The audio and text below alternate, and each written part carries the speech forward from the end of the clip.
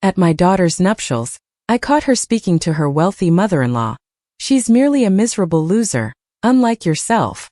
So I rose during the toasts and released a recording her late father had left prior to his death. The room became utterly mute. My daughter, Sarah, just called me a pathetic failure at her wedding. Right to her new wealthy mother-in-law's face. Little did she know, her deceased father had anticipated this exact moment, leaving me a secret message. One I was about to play for the entire room. My name is Dorothy Williams, but most folks call me.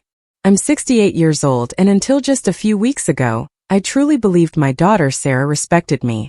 Turns out I was wrong about a lot of things. Sarah's wedding? It was everything she dreamed of since she was a little girl. The Ashford family estate in Connecticut, a place that looked like it belonged on a postcard, with manicured gardens and a mansion straight out of a Hollywood movie. 200 guests, a 12-piece orchestra, enough flowers to empty a florist's shop. Michael Ashford's family had old money, the kind that whispers generations of wealth, and Sarah had landed exactly what she always wanted. I drove up that morning from my small apartment in Hartford, wearing the navy dress I'd bought specifically for the occasion. It wasn't designer, but it was respectable. Or so I thought until I saw the other guests. Women draped in clothes that cost more than my monthly rent, diamonds that sparkled blindingly, and that particular air of confidence that comes from never having to glance at your bank balance. Sarah, though, she looked absolutely breathtaking. She wore her grandmother's vintage Chanel dress, the one I'd carefully preserved for 40 years. The very same dress I wore when I married her father, Frank, back when we thought love was enough to build a life on. She'd insisted on wearing it, and I was foolish enough to think it meant something sentimental to her. How incredibly naive I was. The ceremony was perfect if you're into that kind of thing. I sat in the second row, a polite distance behind Sarah's college roommate and her husband. Patricia Ashford, Michael's mother, was in the front row, adorned in pearls that probably cost more than my car. She'd been politely cold to me since we first met 8 months ago. It was the kind of coldness wrapped in impeccable manners, but it cut just as deep as any shout. Later, during the cocktail hour, I found myself standing near the terrace doors. The music was loud, laughter echoed, and I heard Sarah's voice surprisingly close. She was talking to Patricia near the flower arrangements, probably thinking the ambient noise would cover their conversation. But I've always had excellent hearing, a blessing and a curse, as any mother will tell you. Don't worry about her, Sarah was saying, a quick glance flicking in my direction. She's just a pathetic failure. Nothing like you. She's never accomplished anything worthwhile. I mean, she worked at the public library for 30 years. Can you imagine anything more depressing? My heart stopped. Then it roared. Patricia simply nodded, a thin, approving smile on her lips. Well, at least she knows her place. Some people from simpler backgrounds can be so pushy about inserting themselves where they don't belong. My hand tightened around my champagne glass, the delicate stem threatening to snap. Simpler backgrounds? As if dignity and hard work were something to be ashamed of. My mind raced, flashing back to all the double shifts I'd pulled. The sacrifices Frank and I had made so Sarah could have music lessons, summer camps, all the opportunities we'd never had. And that's when I remembered the letter in my purse. Frank had given it to me a week before he died. His voice, weak but resolute, had given me strict instructions. If Sarah ever treats you badly, you read this out loud. Promise me. She needs to hear what I really thought about some things. I'd carried it with me ever since, never truly believing I'd need it. But standing there, listening to my own daughter describe me as a pathetic failure to a woman who saw me as beneath her notice, I realized Frank had seen something coming that I hadn't. He'd been watching Sarah change during his final months, and he hadn't liked what he was seeing. The reception dinner was a blur of forced smiles and meaningless small talk. I was seated at table 8, strategically placed far enough from the head table to be out of sight, but close enough not to be obviously exiled. My dinner companions were distant relatives of Michael's, making polite conversation about the weather and the beautiful flowers, carefully skirting any questions about what I did for a living. I picked at my salmon, watching Sarah work the room like the politician she'd always wanted to be. She graduated from Yale with a degree in public relations, now running social media campaigns for wealthy clients. She was good at it, I had to admit. She knew exactly how to present herself, how to make people feel important, how to say all the right things. Tonight she was the perfect bride. Gracious, radiant, everything a rich family would want in a daughter-in-law. But I knew the real Sarah. The one who'd called me crying when her college rent was due. The one who'd moved back home for 8 months after a disastrous relationship in her 20s. The one who'd sat by Frank's bedside during his final weeks, holding his hand, promising to take care of me after he was gone. Or so I'd thought. During the father-daughter dance they played The Way You Look Tonight, Frank's favorite song. Sarah danced with Michael, of course, since Frank wasn't there to twirl her around the dance floor one last time.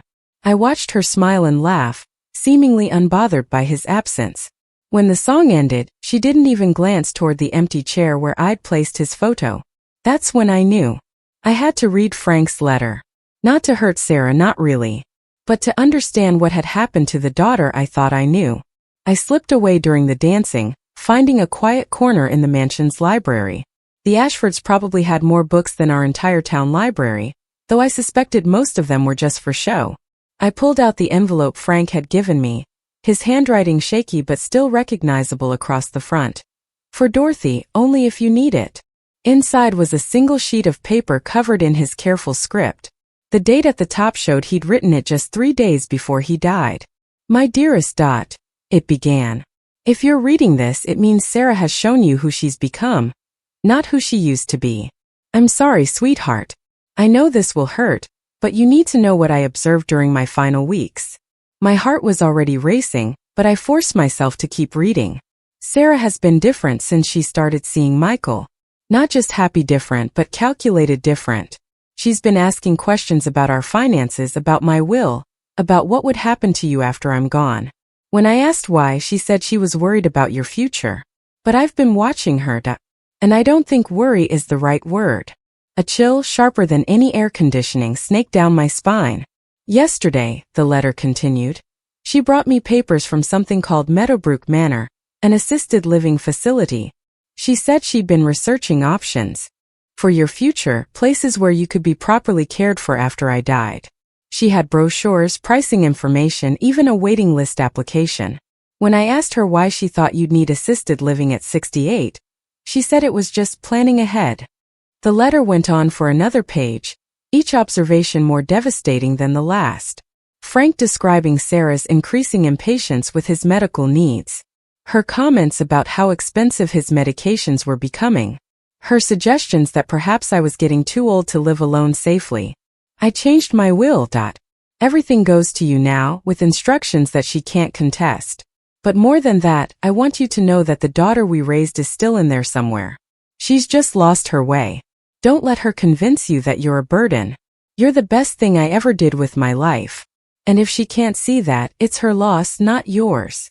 The letter was signed simply, Forever yours, Frank, with a postscript that made my hands tremble. P.S.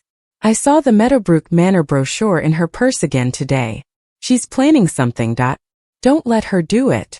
When I finished reading, I sat in that elegant library, surrounded by books that probably cost more than most people's cars. And I finally understood why Frank had made me promise to use this letter if I needed to. He'd spent his final days not just fighting cancer, but protecting me from a daughter who saw his death as an opportunity rather than a loss. I rejoined the reception, Frank's words echoing in my mind. His letter hadn't contained shocking revelations or complex investigations, just the careful observations of a dying man who'd noticed his daughter's growing coldness and selfishness. But those simple observations painted a picture that broke my heart. Sarah hadn't suddenly turned cruel. She'd been planning my future without consulting me, researching ways to have me declared incompetent or unsafe to live alone. Frank had seen it happening and tried to warn me the only way he could. I watched Sarah accept congratulations from the guests, her smile bright and practiced. But now I could see what Frank had noticed. The way she calculated each interaction. The slight impatience when someone took too long to make their point. The careful way she steered conversations away from anything that might reflect poorly on her new status. Mrs. Williams? A young man appeared at my elbow. One of Michael's cousins, whose name I'd forgotten. Michael wanted me to make sure you were enjoying yourself. Can I get you anything? I smiled politely. I'm fine, thank you. It's a beautiful wedding. The Ashford family certainly knows how to throw a party, he agreed, then lowered his voice. Though between you and me, it's nice to see Michael settling down with someone so practical. After some of the socialites he used to date, Sarah seems refreshingly down to earth. Practical. Down to earth. If only he knew what my down-to-earth daughter was planning for my immediate future. I thanked him and moved away, needing space to think. The irony was overwhelming. Here was Sarah, desperate to become part of high society, surrounded by people who appreciated her for the very qualities she was trying to shed. Her work ethic, her intelligence, her ability to connect with people. All things she'd learned growing up in a modest household with parents who valued character over status. But Frank's letter had revealed something else. Sarah wasn't just trying to fit in with the Ashfords. She was actively trying to distance herself from everything that reminded her of her origins, including me. I found myself studying the other guests with new eyes. The women Patricia's age moved through the crowd with the confidence of people who'd never doubted their place in the world. They had the kind of security that comes from generational wealth, from never having to worry about mortgage payments or whether you could afford to retire. That's what Sarah wanted. Not just money, but the peace of mind that comes with never having to think about money. And in her mind, taking care of an aging mother was a liability that threatened that security. The reception was winding down, but I knew the real evening was just beginning. Frank had given me more than just his observations about Sarah's plans. He'd given me permission to fight back if I needed to, and as I watched my daughter play her role as the perfect bride, I began to understand that I was going to need that permission. During the bouquet toss, Sarah looked directly at me and smiled. It was the first genuine attention she'd paid me all evening, and for a moment a flicker of hope I thought, maybe Frank had been wrong. Maybe his illness had made him suspicious of innocent behavior. Then I heard her conversation with Patricia, who stood near me afterward. "Thank goodness that tradition is over," Sarah said, adjusting her veil. "I was worried some desperate woman would knock you over trying to catch it." Patricia laughed. "Well, at least your mother didn't try. At her age, remarriage would be rather pathetic, don't you think?" "Oh, Mom's past all that," Sarah replied casually. "She's focusing on more age-appropriate activities now. Quiet hobbies, simple routines. It's probably better for her to accept the limitations that come with getting older." Limitations. At 68, I was supposed to accept limitations and fade quietly into the background, while my daughter built her new life. Frank's letter suddenly felt like a lifeline, not a burden. He'd seen this coming, and he tried to protect me the only way he could. I had a choice to make. I could continue being the gracious, unobtrusive mother who didn't embarrass her successful daughter. Or I could remember that I was Dorothy Williams, a woman who'd raised a child, built a career, and supported a husband through cancer treatment. A woman who deserved better than being written off as a pathetic failure by her own daughter. The next morning, I drove back to Hartford with my mind clearer than it had been in months. Frank's letter had given me a different perspective on my recent conversations with Sarah, and I realized I needed to do some research of my own. My first stop was the public library where I'd worked for 30 years. Margaret hugged me warmly when I walked in that Monday morning. "How was the wedding? I want to hear everything about this fancy family Sarah married into." I'd always liked Margaret's directness. She was 5 years younger than me but had started working at the library the same week I did, fresh out of library school and full of energy. We'd been friends through raises and budget cuts, difficult patrons and technology upgrades that left us both feeling ancient. "It was quite an experience," I said carefully. "Actually, I was hoping you could help me with something. I'm curious about assisted living facilities in Connecticut, particularly one called Meadowbrook Manor." Margaret raised an eyebrow, but didn't ask questions. That was another thing I'd always appreciated about her. She understood that information was power, and sometimes you needed to gather it before you knew exactly how you'd use it. An hour later, we'd compiled quite a file from public records and online reviews. Meadowbrook Manor was indeed exclusive and expensive, but it had something else that caught my attention. A program for asset protection that allowed residents to sign over their estates in exchange for guaranteed lifetime care. More interesting was what we found in the online reviews. Several families had complained about high-pressure sales tactics, about feeling rushed into decisions during emotional periods following a spouse's death. The state had investigated the facility twice in the past 5 years for inappropriate marketing to vulnerable seniors. Well, Margaret said, printing out the last of our research. This place certainly seems aggressive about acquiring new residents. And their asset protection program looks designed to separate seniors from their money. I thanked Margaret and drove home with a box full of documents that painted a very different picture of Meadowbrook Manor than Sarah's brochures had suggested. But more than that, I had a plan forming in my mind. Frank's letter was just the beginning. What I needed now was to understand exactly what Sarah was planning and why. That afternoon, I did something I hadn't done in years. I called Sarah's college roommate, Jennifer, who'd been at the wedding and had always been more forthcoming than Sarah about family gossip.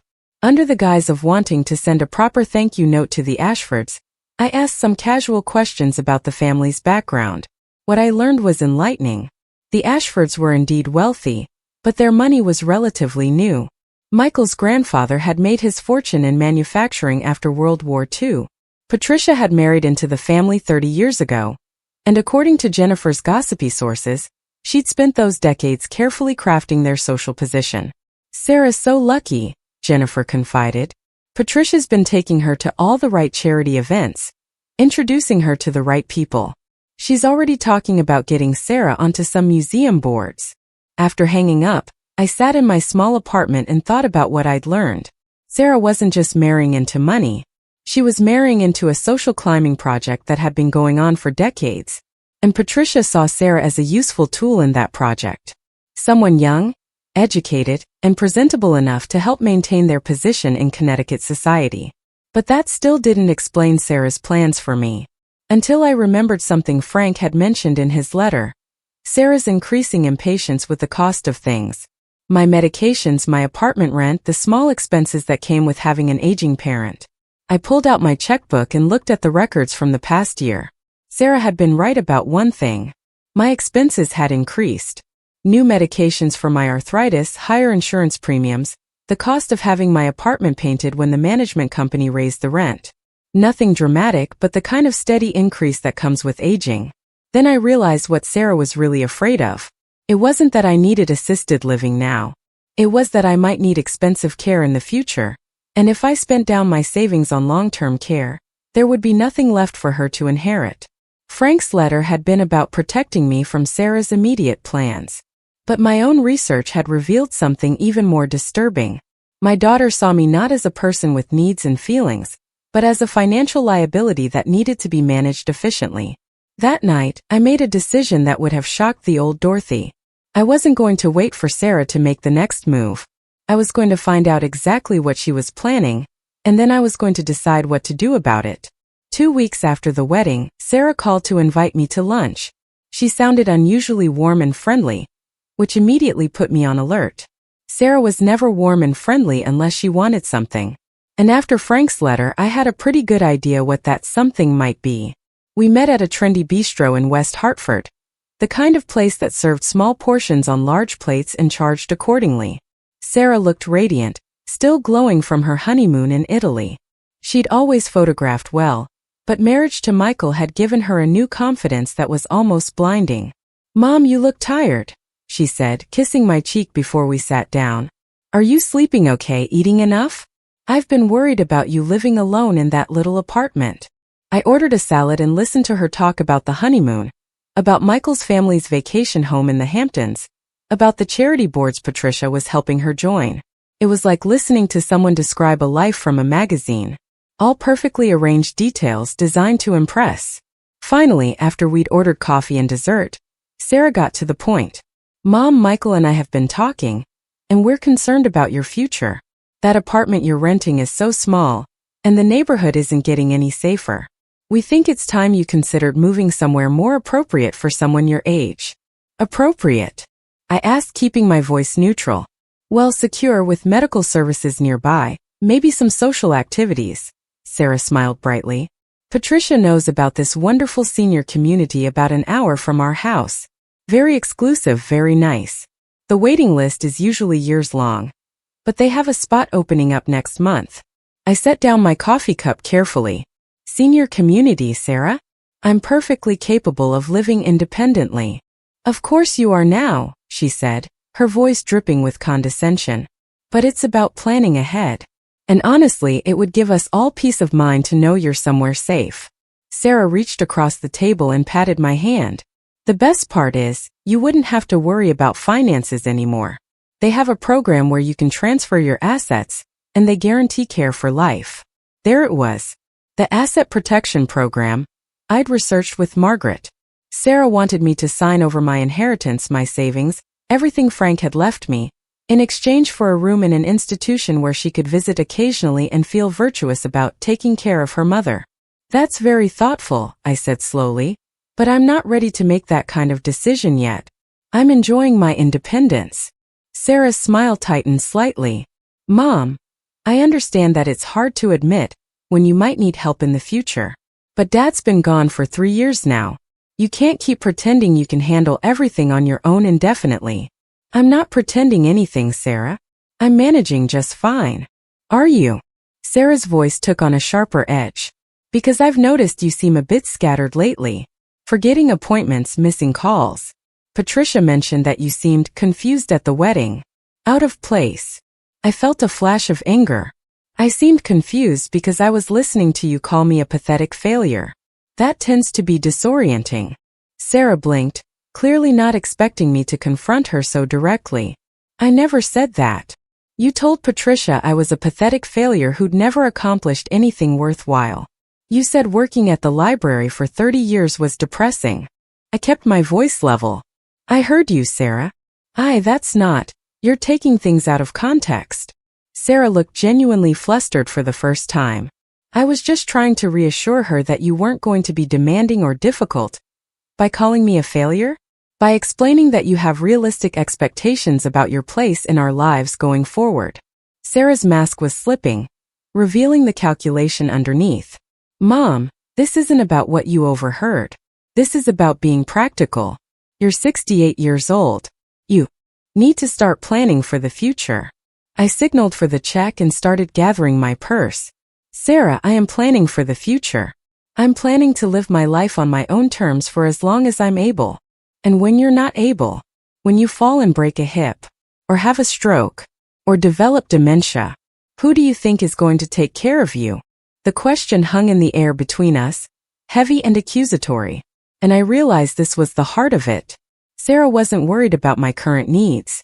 She was terrified of my future needs. She wanted me safely warehoused where my aging wouldn't inconvenience her new life.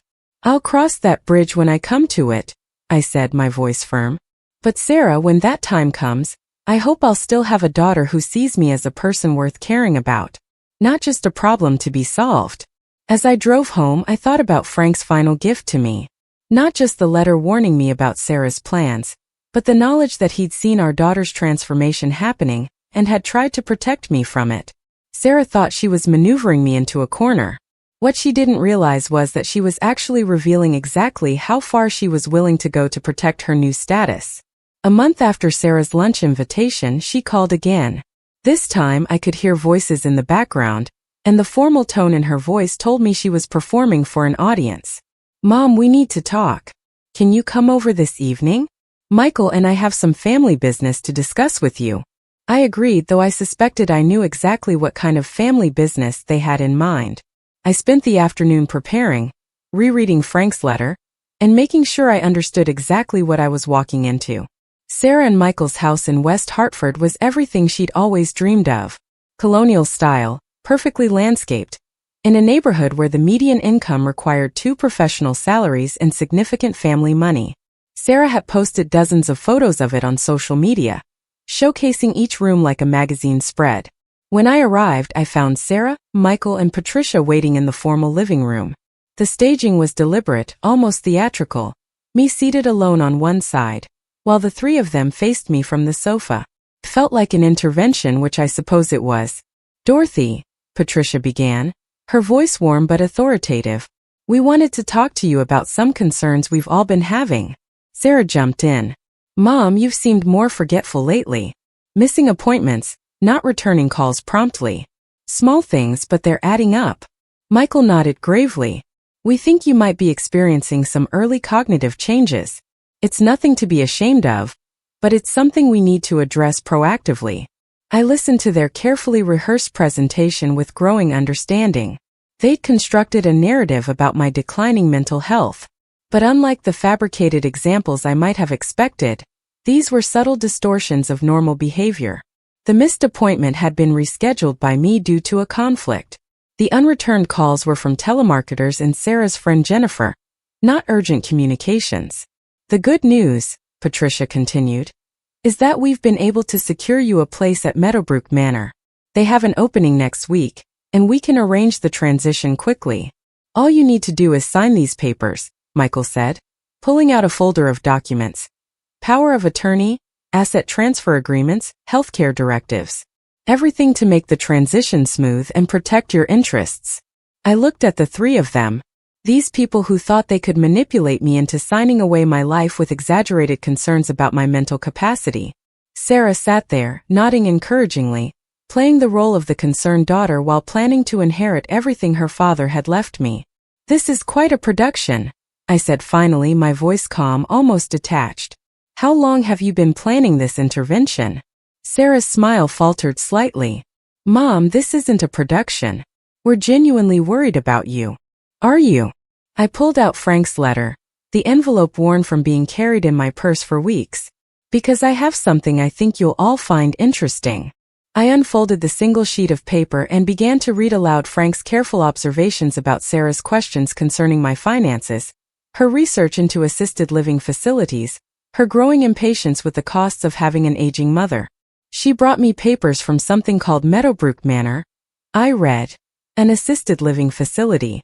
She said she'd been researching options for your future, places where you could be properly cared for after I died. Sarah went completely white. Michael frowned in confusion. Patricia's composed expression didn't change, but I saw her hands clench slightly in her lap. When I asked her why she thought you'd need assisted living at 68, she said it was just planning ahead. I continued. But I've been watching her, and I don't think planning is the right word. As Frank's letter continued, detailing his observations about Sarah's calculated approach to my future care, I watched my daughter's face cycle through shock, panic, and finally, a cold calculation I'd never seen before. When I finished reading, the silence in the room was absolute. Then Michael spoke. Sarah, is this true? Were you researching assisted living facilities while your father was dying? That's when I realized this confrontation was just the beginning of something much larger. That letter proves nothing, Sarah said, but her voice shook. Dad was sick, probably confused. He was seeing problems that weren't there. I folded the letter carefully and put it back in my purse. Your father was many things, Sarah, but confused wasn't one of them. Especially not about something this important. Michael was studying the documents on the coffee table. The power of attorney forms, the asset transfer agreements, the Meadowbrook Manor paperwork. Sarah, when exactly did you start researching this place? I was just being prepared, Sarah said defensively. Someone had to think ahead about Mom's future needs. While your father was dying of cancer? Michael's voice was quiet, but there was an edge to it I hadn't heard before. You were planning to move your mother into assisted living, while he was fighting for his life. Patricia tried to intervene. Michael, I think we should focus on Dorothy's current situation rather than relitigating past decisions. Should we? I asked, turning to Patricia with genuine interest. Because I did some research of my own after Sarah mentioned Meadowbrook Manor. Did you know they've been investigated twice by the state for aggressive marketing to vulnerable seniors? For the first time since I'd known her, Patricia looked genuinely uncomfortable. I'm sure any successful facility faces occasional regulatory reviews. Occasional reviews about pressuring grieving widows to sign over their assets immediately after their husbands' deaths? I pulled out the folder of public records Margaret had helped me compile. Because that's what the state found. High-pressure tactics, rushed decisions, families who felt manipulated into making permanent choices during temporary emotional crisis. Sarah grabbed for the papers. Where did you get these? Public records, Sarah. Amazing what you can find when you know where to look. Kept the documents out of her reach. The state licensing board, consumer protection agencies, online review sites, all freely available to anyone who bothers to investigate before signing their life away. Michael was reading over my shoulder now, Jesus, look at these complaints. Felt pressured to decide immediately. High-pressure sales presentation. Regretted signing asset transfer agreement. He turned to Sarah. Sarah, did you actually research this place? Or did someone recommend it to you? The silence that followed was telling. Finally, Patricia spoke. I may have mentioned that they had an excellent reputation in certain circles. Certain circles being wealthy families looking to warehouse inconvenient relatives? I asked mildly. That's a terrible thing to say. Sarah snapped. We're trying to ensure you get proper care. No, you're trying to ensure I don't become a financial burden on your new lifestyle. I stood up, feeling calmer than I had in months. The difference is that proper care considers what I want, not just what's convenient for you. Michael was still studying the complaint documents. Mom, some of these families sued Meadowbrook. They accused the facility of elder abuse, of manipulating seniors into signing over assets they didn't understand. Patricia's composure was finally starting to crack. Those are isolated incidents. Every industry has a few bad actors. Are they? I asked. Because according to these records, Meadowbrook has a specific program targeting recent widows. They market to families during funeral planning, offer estate protection services, provide referrals through certain funeral homes and lawyers. I watched the three of them process this information. Sarah looked like she was going to be sick. Michael was angry, though I wasn't sure if it was directed at his wife or his mother. Patricia was calculating, probably trying to figure out how to salvage the situation. Even if the facility has some problems, Sarah said desperately, that doesn't change the fact that you need to plan for your future.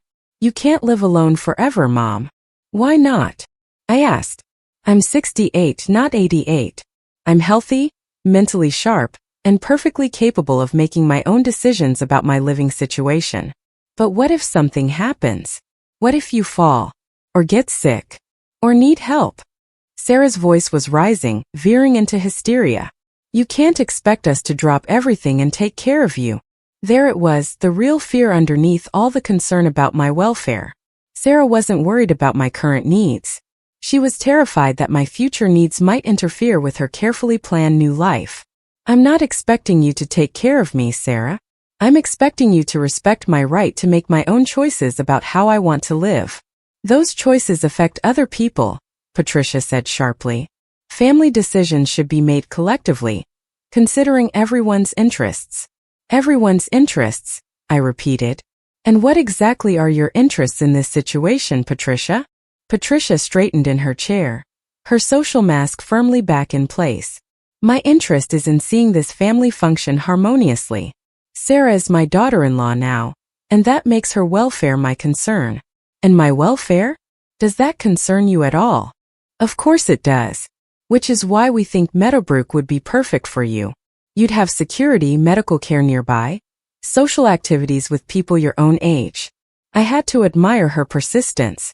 Even caught recommending a facility with a questionable reputation, she was still trying to sell me on the benefits of institutional living. Patricia, I said gently, I spent 30 years working at a public library. Do you know what that taught me? How to research things thoroughly, how to spot inconsistencies in people's stories, and how to help people find information they need to make good decisions. Michael looked up from the complaint documents. What kind of inconsistencies? Well, for instance, when someone recommends a specific facility they claim to have researched, but all their information comes from marketing materials rather than independent sources. I looked directly at Patricia. Or when someone is very eager to see a particular outcome, but can't explain why that outcome is important to them personally. Sarah tried to regain control of the conversation. Mom, you're being paranoid. We're trying to help you. Are you? Because help usually involves asking what the person wants, not telling them what they're going to do. I sat back down, feeling like I was finally getting somewhere. Sarah, in all these conversations about my future, have you ever asked me what I actually want? Of course we want what's best for you. That's not what I asked. Have you asked me what I want? The silence stretched uncomfortably. Finally, Michael spoke. What do you want, Dorothy? I want to live in my own apartment for as long as I'm able. I want to make my own decisions about my health care, my finances, and my social life.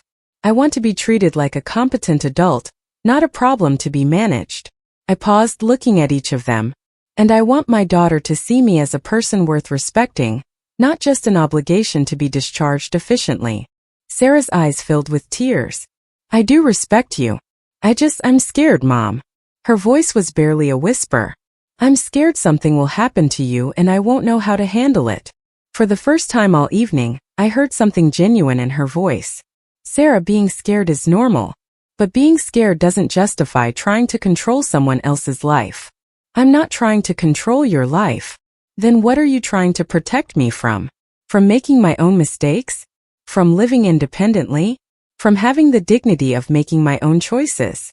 I reached across and took her hand. Sweetheart, I've been taking care of myself for 68 years. I raised you. I supported your father through cancer. I managed a library budget and staff. Why do you suddenly think I'm incapable of managing my own life? Michael was nodding slowly. She has a point, Sarah. Your mother seems pretty sharp to me. Patricia tried one more time.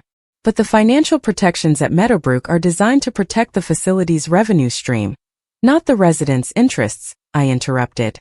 Patricia, I may be old, but I'm not stupid. I can read financial documents, and I can spot a bad deal when I see one. Sarah wiped her eyes with her napkin. So what happens now? You just go back to your apartment and pretend this never happened. I go back to my apartment and continue living my life. You go back to yours and stop trying to manage mine. I gathered my purse and stood up.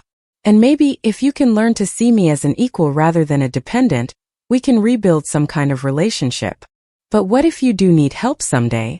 Sarah asked, her voice cracking. Then I'll ask for it. And if you're willing to provide it respectfully, without trying to take over my life, maybe we can work something out. I paused at the door. But Sarah, if I ever need care, it will be my decision how to handle it. Not yours. Not Patricia's. Not some facility that sees me as a source of revenue. As I drove home, I realized that the evening had gone better than I'd expected. Frank's letter had given me the ammunition I needed, but my own research had given me something more valuable. The knowledge that I was right to resist their pressure. More importantly, I'd seen a glimpse of the real Sarah underneath all the calculation. A young woman who was genuinely scared of the responsibilities that came with having aging parents. 3 weeks later, Sarah called to ask if we could have coffee. Just the two of us, she said. No Michael, no Patricia, no agenda about my living situation. I was skeptical but curious enough to agree. We met at a small cafe near the library. Neutral territory where neither of us had the advantage. Sarah looked different. Tired, less polished than usual. Her perfect composure had cracks in it that I'd never seen before. I've been thinking about what you said, she began without preamble. About not asking what you wanted. About treating you like a problem instead of a person. I waited, curious to see where this was going. I talked to a therapist about it, she continued, her hands wrapped around her coffee cup like she was trying to warm herself, about why I was so fixated on getting you into that place. She asked me when I started being afraid of you getting older. And it was when Dad got sick. When I realized that loving someone doesn't protect them from aging, or dying, or needing help. Tears started forming in her eyes. I watched you take care of him, and I thought about how someday someone would have to take care of you, and I panicked. This was more honesty than I'd heard from Sarah in years. Why did that scare you so much? Because I didn't think I could do it. I didn't think I was strong enough or patient enough, or good enough to take care of you the way you took care of him. Her voice broke completely. So, I convinced myself that the solution was to find someone else to do it. Someone professional, someone better at caregiving than me. I felt something shift in my chest. Not forgiveness exactly, but understanding. Sarah, no one expects you to be a professional caregiver. But what if you need help? Real help, not just emotional support. She looked up at me with eyes that seemed much younger than her 32 years. What if you get sick like Dad did? Then we'll figure it out together. But that doesn't mean signing over my independence now just because something might happen later. I know that now, she said softly. The therapist explained the difference between planning for possible futures and trying to control them. Sarah wiped her eyes with her napkin. She also pointed out that I was treating you like you were already incapacitated. instead of like someone who could participate in planning for her own future. We sat in silence for several minutes. I thought about Frank's letter, about the daughter he'd been trying to protect me from, but I could also see the daughter he'd raised. Scared, imperfect, but capable of growth. What about Patricia? I asked. And Michael? Michael was horrified when he really understood what we were planning, Sarah admitted. He said it reminded him of the way his grandfather's business partners tried to pressure him into selling the company when he got dementia. Sarah managed a weak smile. Apparently, the Ashford family has some experience with people trying to take advantage of vulnerable seniors. And Patricia? Patricia is Patricia. She's convinced this whole thing got blown out of proportion, that we should have just handled the Dorothy situation more quietly. Sarah looked embarrassed. She actually said that. The Dorothy situation. I had to laugh. Well, at least she's consistent. I'm sorry, Mom. I'm sorry for calling you a failure. For trying to warehouse you. For treating you like a burden instead of my mother. Sarah reached across the table and took my hand. I don't know if I can be the daughter you deserve, but I'd like to try. You don't have to be perfect, Sarah. You just have to see me as a person. I squeezed her hand. And maybe ask my opinion before making major decisions about my life. Deal. But Mom, if you ever do need help, real help, not just the normal stuff that comes with aging, will you tell me? Will you let me be part of the solution instead of shutting me out? I considered this carefully. The old Dorothy would have promised to handle everything herself, to never be a burden. But Frank's letter had taught me something about the cost of protecting people from difficult truths. I'll tell you, I said finally. But Sarah, being part of the solution means respecting my choices, even if they're not the choices you would make. I understand.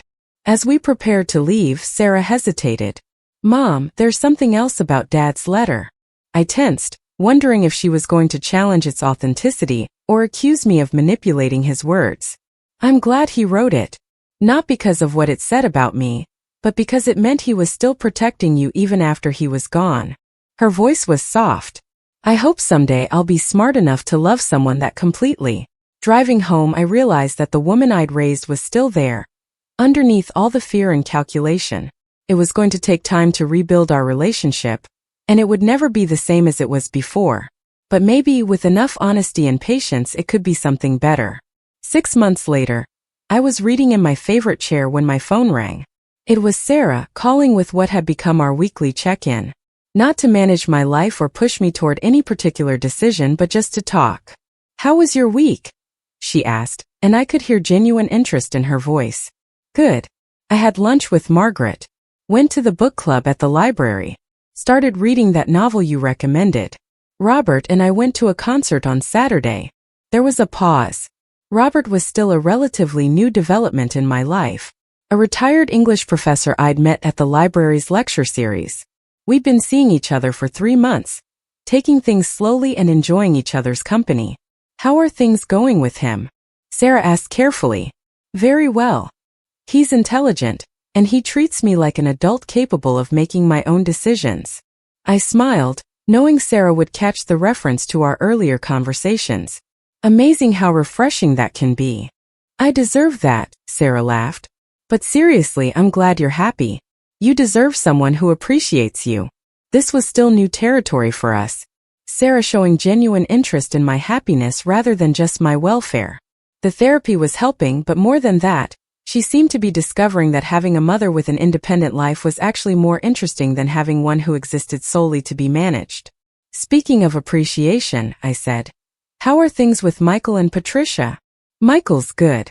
He's been asking more questions about my family, about you and Dad. I think meeting you made him realize that not all mothers-in-law are like his mother. Sarah's voice got quieter. Patricia is adjusting. She stopped mentioning assisted living facilities at least. That's progress. She asked me last week if you were still harboring resentment about the Meadowbrook situation. I told her that you weren't harboring anything. You'd simply learn to be more careful about trusting her judgment. I laughed. I bet that went over well. About as well as you'd expect. But Michael backed me up, which was good. He pointed out that trust has to be earned back after it's been broken. We talked for another 20 minutes about books, about Sarah's work, About Robert's grandchildren and their upcoming visit. Normal family conversation, the kind we hadn't had in years. When we hung up, I realized how much I'd missed this version of my daughter. The next morning, I was surprised to get a call from Michael. "Dorothy, I hope you don't mind me calling directly. I wanted to ask you something." "Of course, what's on your mind?" "I've been thinking about what happened last year with the whole Meadowbrook situation. I realize I didn't handle it very well. I let my mother push an agenda that wasn't in your best interests. I waited curious where this was going. I wanted you to know that Sarah and I have talked about it extensively. We've agreed that any future decisions about family matters will include you as an equal participant, not just someone whose life gets planned by other people." "I appreciate that, Michael. There's something else. Sarah mentioned that you might be interested in traveling more now, that you're not worried about us pressuring you into assisted living. This was news to me. She said you'd always wanted to see Ireland but never had the chance. Patricia and I are planning a family trip to Europe next spring, and we'd like you to join us as our guest." I was quiet for a moment, processing this unexpected invitation. "That's very generous, Michael. But before you say no, let me explain. It wouldn't be a family obligation trip where you'd have to keep up with our schedule, or pretend to enjoy activities you don't like. We'd plan some things together, but you'd have plenty of independence to explore on your own." "And Patricia is on board with this?" Michael laughed. "Patricia suggested it, actually. I think she's finally figured out that having a happy, independent mother-in-law reflects better on the family than having one who feels pushed around and resentful." After we hung up, I sat in my apartment thinking about how dramatically my life had changed in the past year. 12 months ago, Sarah had been planning to put me in an institution and take control of my assets. Now, she was encouraging me to travel internationally and including me in family plans as an equal participant. The difference wasn't just in Sarah's attitude. It was in my own willingness to stand up for myself. Frank's letter had given me permission to fight back, but the real change had come from recognizing my own worth and refusing to accept treatment that diminished it. A year later, I was packing for Ireland when Sarah arrived at my apartment with coffee and pastries from my favorite bakery. "Excited about tomorrow?" she asked, settling into the chair across from my sofa. "Nervous and excited," I admitted.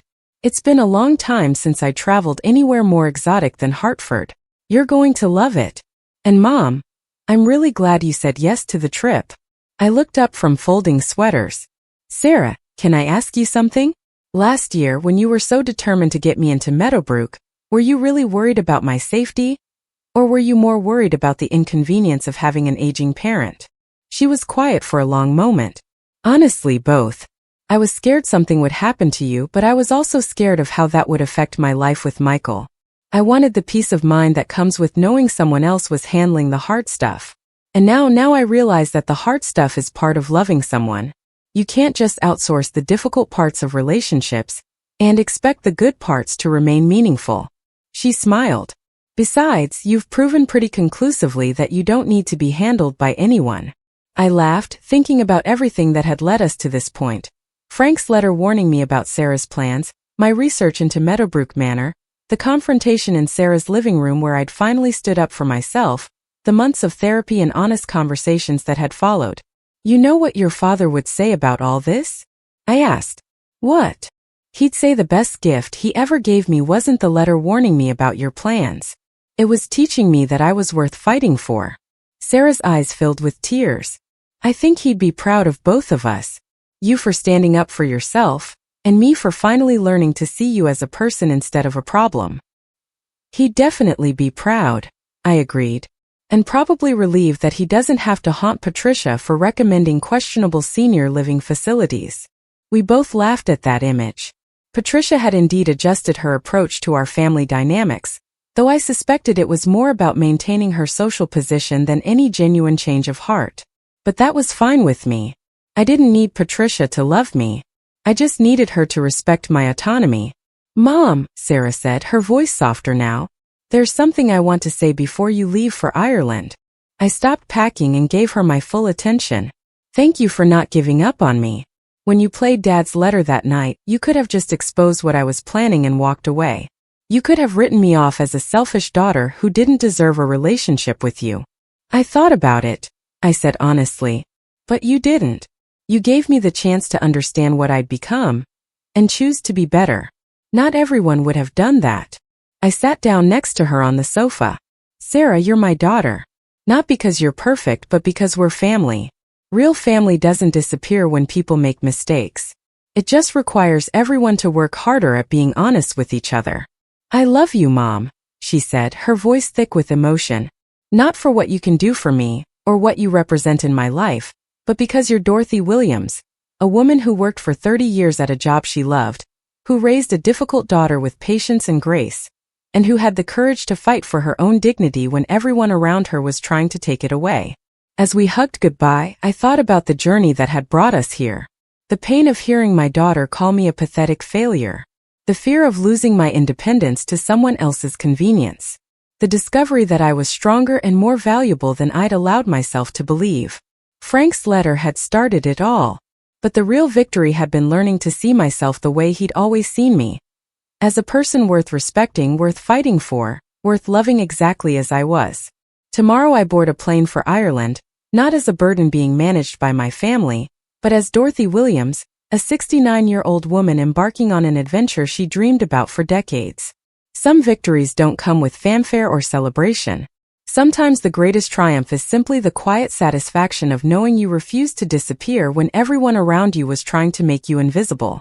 And that, I thought as I finished packing, was exactly the kind of legacy Frank would have wanted me to create. This whole experience truly shifted my perspective. It made me realize how easily we can lose ourselves in the expectations of others, especially those we love. Have you ever had to stand up for yourself against someone you deeply cared about? What did you discover about yourself in that process? I'd really love to hear your thoughts in the comments below.